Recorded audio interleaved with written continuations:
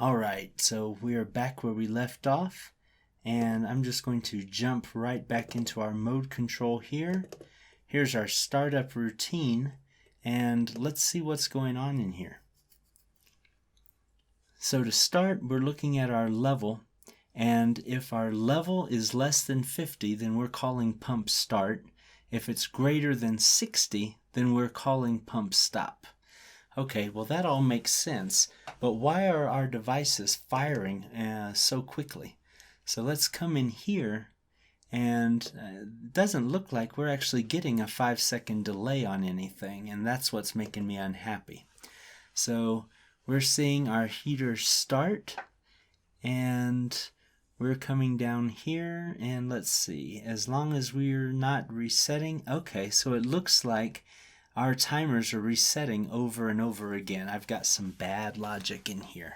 That makes sense. Okay, so let's go ahead and take this program offline, and let's try to clean up some of my nasty work. Well, this reset does not need to be in there. So let's get rid of all of those interrupts. That was just bad logic on my part. I was planning on going one way, and I think I ended up going another. So we've got all of those, and I think I've got a couple more. Oh, just one more. Okay, so looks like that's got everything. Nice. Now let's come back over here to mode control and go back into startup. And I like the way that we're looking at the level. So we're controlling the pump to manage the level, and we're only opening the valve on the high end if we get a little too crazy. So that seems reasonable as well. And then looking at the level, we're looking for good anywhere between 40 and 70. That should be easy to attain. And temperature, we're trying to control that to anywhere above 350 essentially. And we're not giving ourselves a lot of operating room there. So let's go ahead and take that up to about 500. Actually, let's go ahead and leave that 400, and we just might need to change our temp drop rate a little bit. So let's try that. Let's come back in here to global variables, and our drop heat, we'll go ahead and drop that back down to 20. And I think that should have us. So let's go ahead and run this thing up and see where we're at. We're going to jump back into our run mode. And there we go. We're in 2, we're in startup, we're getting our 5-second delay, and then things are coming to life. And that's good. That's exactly what we want to see. So that temperature's coming up real fast. That thing's already at 110.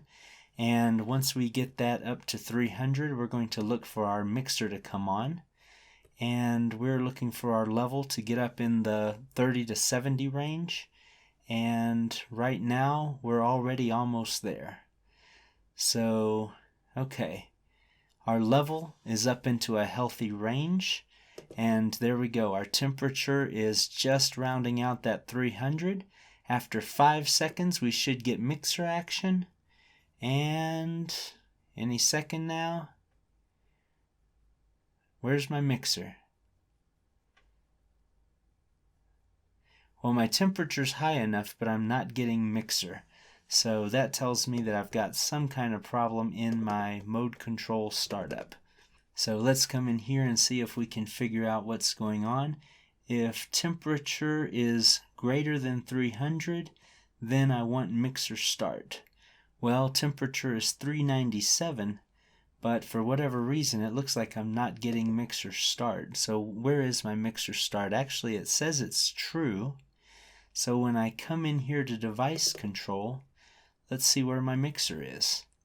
Let's come down here, and there's my mixer.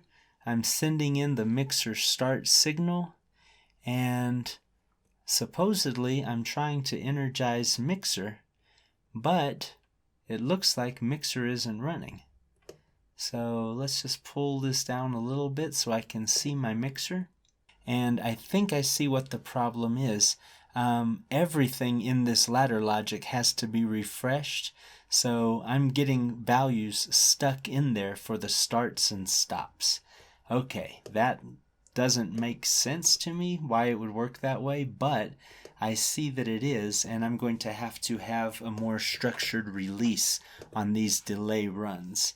So I've got my start there, but then I don't have anything to actually release that bit. So let's come up here and let's put a rung below, and this is going to be basically the exact opposite.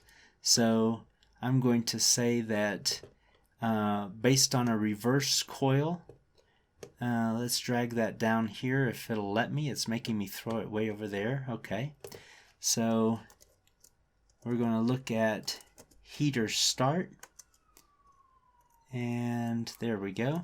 So if not heater start, then we're going to reset coil on heater delay run.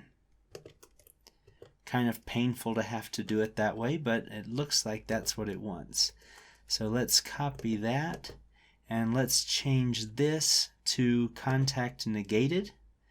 And actually it doesn't let me change it, it just lets me create one in there next to it. Well, that's just fine. So I will copy that, and I will take a reset. So where do we have a contact reset? I've got a negate, and that did what I wanted it to do. Okay, good. So let's come down here, and we've got our next one right here for our pump. Let's copy and paste, and let's try that negate. So we can negate that, and then we can negate this one as well. Perfect. And all right, we got a few more. Copy and paste. And we've got Control N that we can use to negate, so that looks like that'll be even faster. Let's go ahead and use that hotkey. So, oops, I got lost. Alright, so copy and paste, and then negate, negate, copy and paste, there we go, and negate, negate. And how many more of these we've got? Oh, we've got a couple.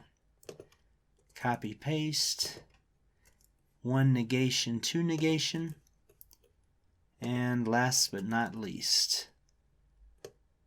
So that might just do it, assuming I didn't just introduce a whole bunch more bugs. Let's find out one way or the other.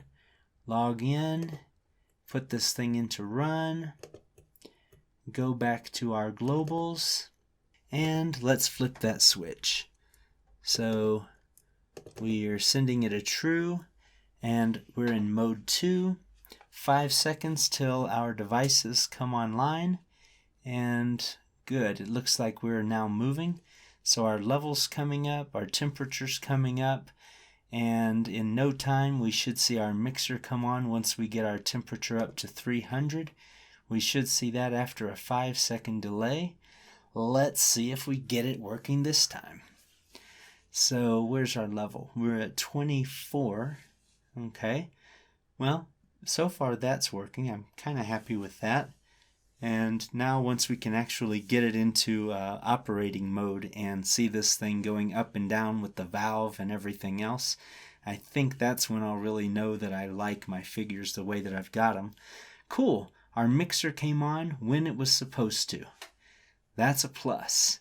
So our level is staying in a good range, and our heater seems to be doing what it's supposed to be doing. What's our temperature? Not too bad, not too bad.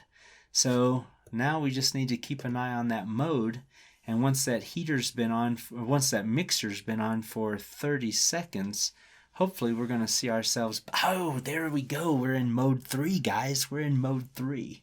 That's exactly what we want. So now we should see the valve opening and closing a little bit as well, and actually we should see the valve coming open and pretty much staying open. and I'm not seeing that. Actually, I see a valve open signal, but I'm also seeing a valve close signal. So that's the problem right there, and that's probably coming out of our mode control logic. So let's jump into operation, and let's see why we're getting both of those. Pump start, pump stop. We're getting a consistent valve open signal, and we need to put something in here that de-energizes valve close. That's not a big deal. So let's stop. Let's come offline. There we go. We're offline. And let's go ahead and drag these down a little bit.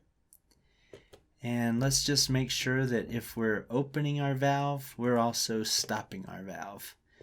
Whoops, that's not what I want. Let's paste that and try to move all of these down here.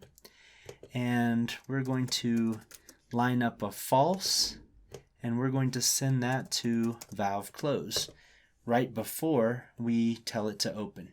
Whenever I'm setting my heater starts and heater stops, it's being done, but only whenever this timer is active.